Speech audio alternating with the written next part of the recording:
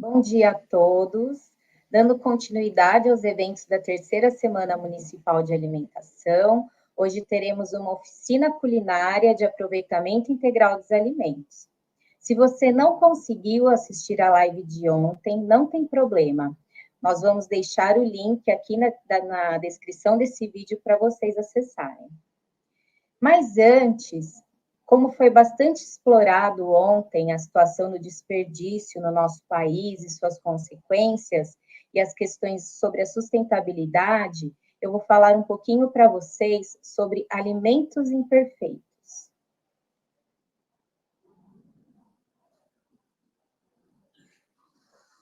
Então, alimentos imperfeitos são os alimentos feios e bonitos, que possuem o mesmo valor nutricional. Então, não tem diferença com relação à aparência, né? Então, esses alimentos, eles são próprios para o consumo humano, né? Apesar de terem ali algumas imperfeições, e eles não devem ser descartados por isso. Então, o alimento imperfeito, ele é diferente do alimento impróprio para o consumo, né? Eles fogem um pouco do padrão estético que é estabelecido pelo mercado, por exemplo. Então, eles acabam perdendo um pouco do valor comercial por conta disso, mas nutricionalmente eles são iguais aos alimentos que são perfeitos. Eles podem ser maiores ou menores, né, do que os alimentos padrões. Eles não têm nenhum tipo de doença ou contaminação, apenas a sua parte estética que foge do padrão determinado pelos comerciantes, né? Então, eu trouxe aqui para vocês algumas diferenças entre os alimentos imperfeitos e os alimentos estragados, né? Então, os alimentos imperfeitos, eles têm alguns tipos de alterações, né? Devido a algumas condições de plantio, por exemplo, que não tem nada a ver com estar podre ou estar estragado, por exemplo. Então, aqui, no exemplo da cenoura, eu vou destacar a raiz bifurcada, né, que é um dano causado na ponta da raiz tuberosa da cenoura, quando as plantas estão nas fases iniciais de desenvolvimento. Então, esse dano ele pode ser causado, por exemplo, por pedras, né, por algum tipo de obstrução no solo. Já as rachaduras são anomalias fisiológicas que se manifestam conforme a distribuição de chuva durante a irrigação em todo o ciclo de plantio da cenoura. Dessa forma, o que vai aí impactar, né, nessas rachaduras no produto seria a quantidade de água, né, a ausência ou excesso de água. Já a coloração, que é o ombro roxo ou ombro verde, que a gente vê bem ali no topo da cenoura, é causado pela luz que incide diretamente na raiz. Então, as chuvas torrenciais que ocorrem durante a estação de cultivo, elas podem retirar o solo e deixar essa raiz exposta, né, causando então essa pigmentação na base da cenoura, que nada mais é do que a própria clorofila. E nós podemos ver aqui abaixo os alimentos estragados. Então, o alimento podre, né, que ele está em decomposição, já um alimento que foi atacado por pragas, né? A última cenoura murcha, então ela já é uma cenoura velha, né, que não foi armazenada adequadamente. Então, esse tipo de alimento, que são os alimentos estragados, que nós não devemos consumir. Agora eu vou mostrar para vocês com relação às batatas, né? Que são os dois alimentos assim que a gente mais costuma comprar, né?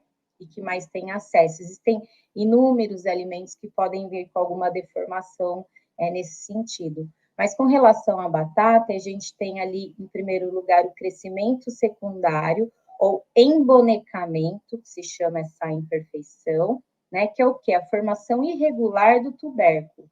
Pode ser provocada pelo seu crescimento desuniforme, né? Após um período de estresse que temporariamente paralisa esse crescimento, que pode ser granizo, geada, baixa umidade do solo, ou até mesmo a temperatura elevada.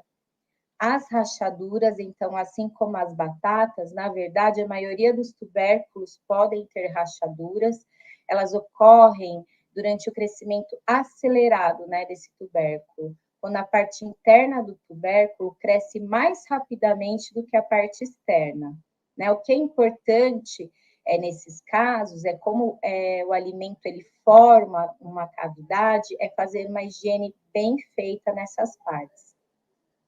E o coração oco, que é o nome dado quando o tubérculo apresenta uma ou mais cavidades diferentes, né, no interior do produto, no caso a batata, podem também ser ocasionadas, então, pelo crescimento rápido desse tubérculo.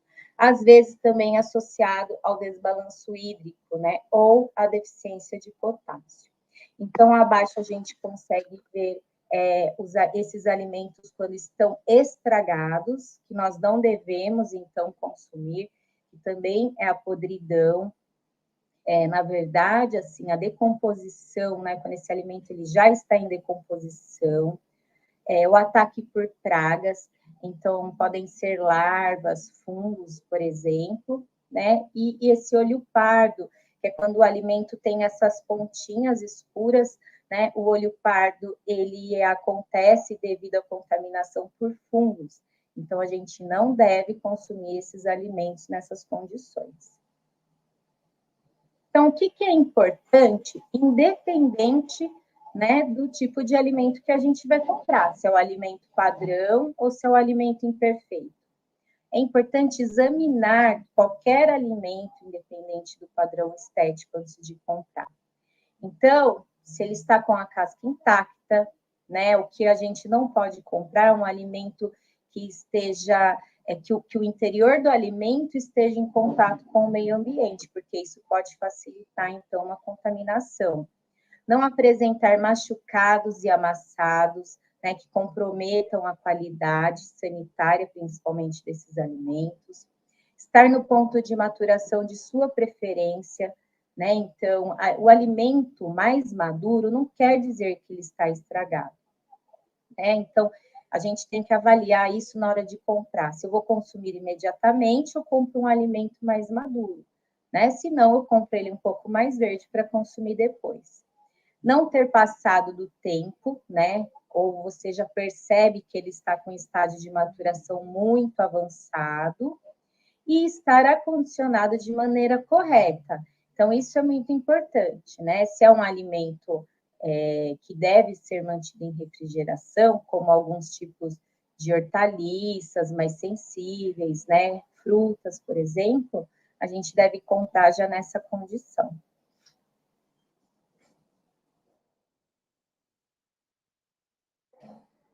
Vamos voltar. Então, por que devemos consumir os alimentos imperfeitos? Né? A gente evita o desperdício, como nós falamos ontem bastante, né, na nossa palestra, diminui o lixo gerado, que contamina o meio ambiente, é financeiramente viável, então nós vamos ver mais adiante que existem alguns programas que vendem esses alimentos mais baratos, porque são alimentos que não têm valor comercial igual aos alimentos perfeitos. E tem excelente valor nutricional, como a gente viu.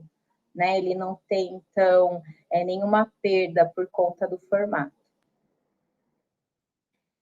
E de acordo com a Associação Brasileira de Supermercados, a ABRAS, o valor que os supermercados brasileiros desperdiçam, né, por não viabilizar a compra desses alimentos que estão aptos para o consumo, né, por conta de danos, da aparência ou até mesmo de validade, chega a ser de 7,1 bilhões de reais. Né? Então, é bastante coisa. Existem alguns programas também, como o Mesa Brasil, que recolhem esses alimentos, né, antes da validade exceder, antes de chegar a estragar, para distribuir em algumas entidades assistenciais.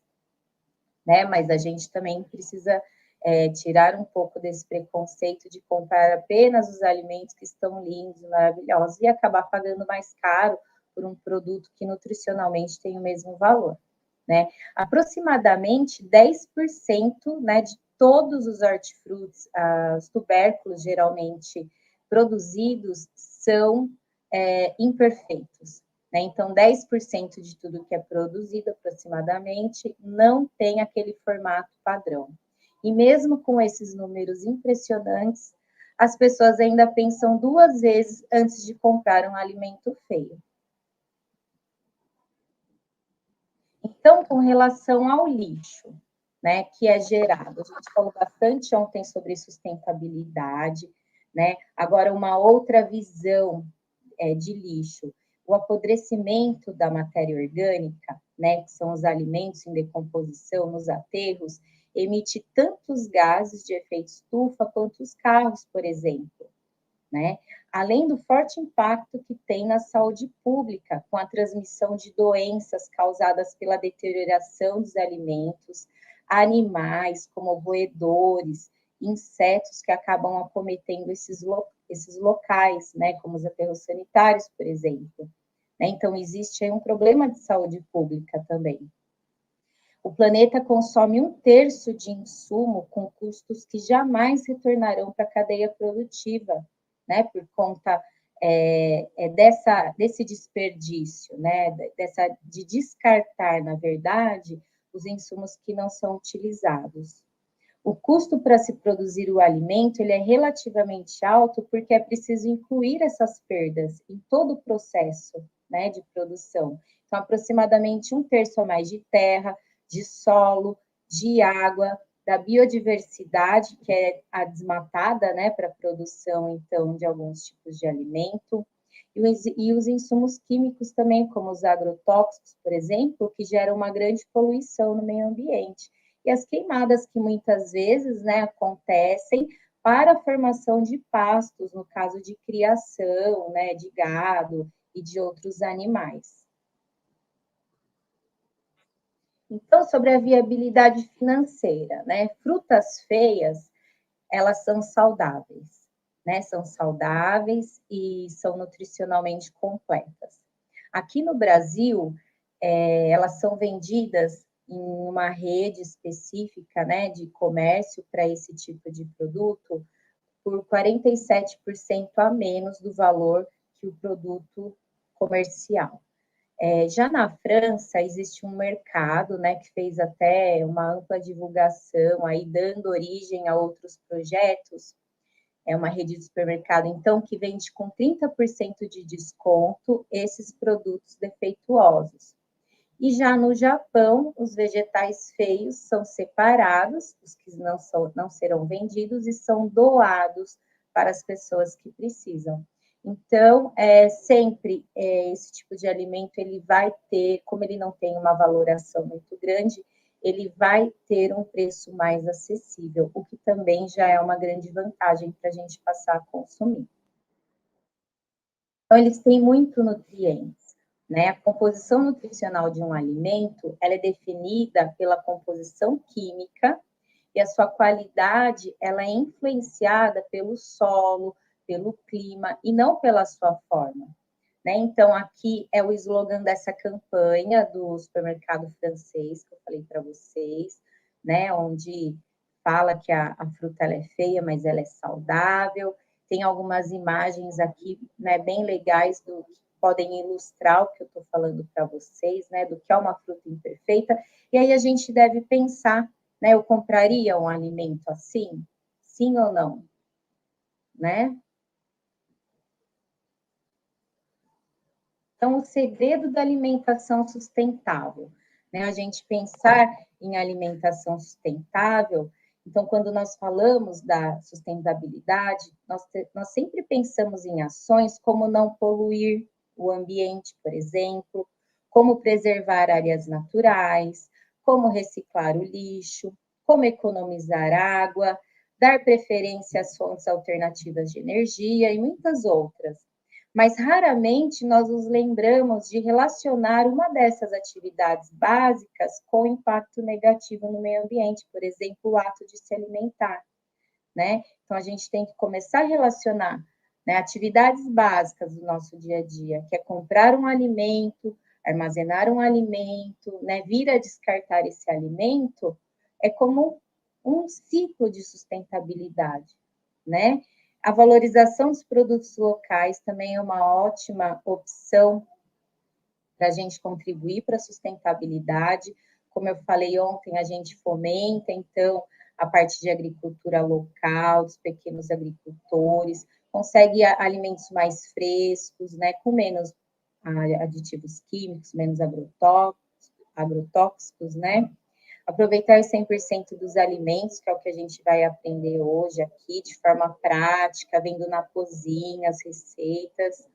Comprar com responsabilidade, então, para não ter, né, essas perdas, esse desperdício.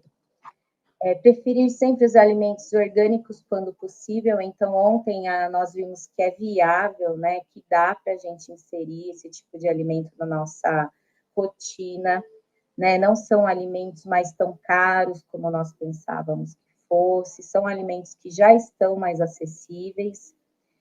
Evitar o uso de embalagens, então, sempre que possível, comprar a fruta, né, sem estar embalada. Então, hoje a gente vê uma tendência grande aí de ver uma banana, por exemplo, embalada, né, no plástico, muitas vezes numa capinha de isopor, e, quando possível, levar, então, as suas sacolas, né, retornáveis, para a gente evitar, então, o uso de plástico desnecessário. E ter uma horta em casa, como a gente falou ontem também, existem aí inúmeras possibilidades, né, sites que mostram como montar horta vertical, horta na sacada, horta na cozinha para temperos. Então, são atitudes sustentáveis que nós conseguimos colocar no nosso dia a dia, né, na nossa rotina diária, que vão acabar fazendo a diferença. Então, aqui estão nossos contatos, novamente, da gerente do nosso departamento, nossa coordenadora, meu e da Luciana, quem produziu essas apresentações e o vídeo que vocês vão ver a seguir comigo. Sigam nossas redes sociais para mais notícias de eventos, para conhecer o nosso trabalho que é feito aqui da alimentação escolar do município de Campinas.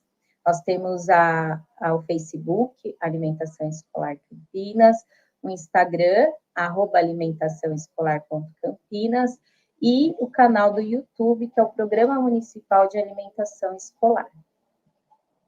Essas são as referências que eu utilizei para elaborar essa palestra para vocês, e agora vamos às receitas.